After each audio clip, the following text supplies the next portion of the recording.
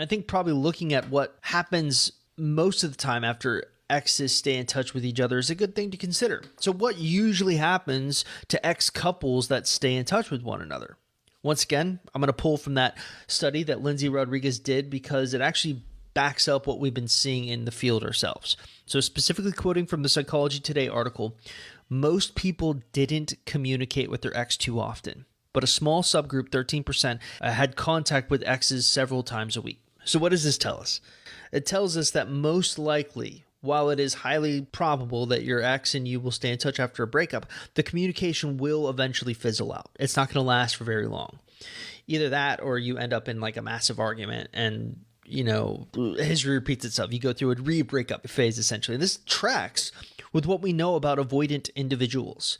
Now, if you look at my handy-dandy avoidant death wheel that I've talked about ad nauseum on the YouTube channel, basically it's like this 8-stage wheel that kind of tracks how an avoidant goes through a breakup.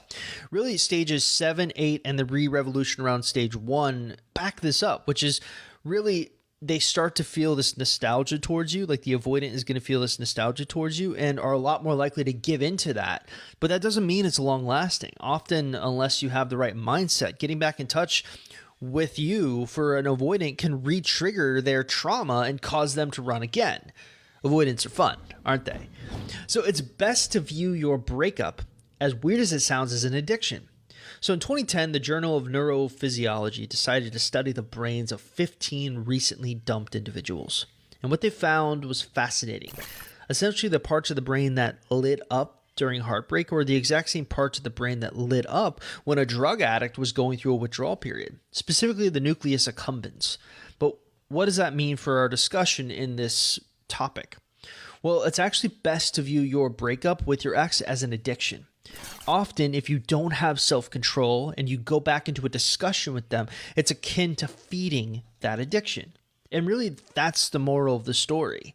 If you want me to level with you on what I think sets our coaching practice apart from all the others out there, it's probably our ability to get people into the right frame of mind before they even think about reaching out to their exes. And really, it revolves around this idea of adopting the outgrowth mindset. So while 2020 was one of the worst years on record due to the coronavirus, it was personally the year that ex-boyfriend recovery and my business underwent a pretty major philosophical shift, specifically as it relates to our approach on dealing with exes. And it all stemmed from a series of studies I did where I interviewed our success stories. I was trying to determine what made our success stories so successful, and I stumbled across a handful of trends. Number one, almost every single success story utilized a period of no contact, but what they did during that no contact made all the difference. Each one cited this phenomenon where they had gotten to a point where they didn't really want their exes back anymore. And it was that second point that stuck out to me. For years, I'd always been hearing about this phenomenon where our clients would try everything to get their exes back, inevitably fail, give up, and then that's when their ex came a-knocking. In fact, if you don't believe me, this happened as early as the third podcast episode I ever did back in 2015. That's like 200, 300 podcasts ago. We were starting to see this phenomenon creep up. So ever since learning this, we've updated all of our official definitions to include this outgrowth mindset. In fact, we even redid the way we approached a no contact rule. So if you look at our official definition, the no contact rule refers to a period of time where you cut off all conceivable communication with an ex after a breakup. The intent of this tactic should not be used to make your ex miss you, but instead should be used to rebuild your own life so that you outgrow your ex. By doing this, the no contact rule can have the added benefit of making an ex miss you. So the outgrowth mindset is found there. Here's my point. If you do want to get back in touch with an ex, then do not do so until you've gotten to a place emotionally where you've outgrown them. Now, we try to work that into our own no contact rules by teaching you concepts like the Holy Trinity or finding a magnum opus or finding a purpose outside of your ex. But what does it mean when we talk about outgrowing an ex? What like constitutes, like, if you were to bake cookies, this is a weird analogy, but if you were to bake cookies, what would constitute the cookie as being done? What makes your outgrowth mindset being like, okay, done, I'm really willing and ready to talk to my ex? I think it means a couple of things. Number one, it means you're willing to move on from them. Like, authentically, you're okay moving on with them.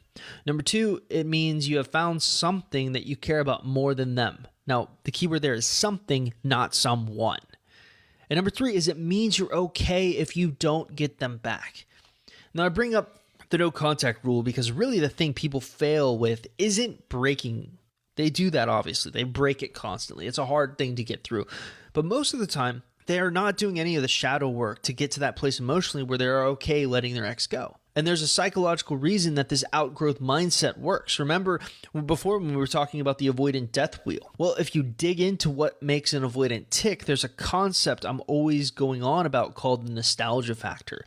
And the way it works is really simple. Only once after you've broken up with an avoidant or they've broken up with you, have you moved on from them, or there is no perceived threat of you two getting back together, the avoidant actually gives themselves permission to miss you. They'll go through this period of nostalgia. And that's essentially what the outgrowth mindset does. It puts forth the attitude that you're okay not getting back together, that you don't want them back anymore, which makes them more likely to respond favorably to you basically once you reach out to them if you choose to do so.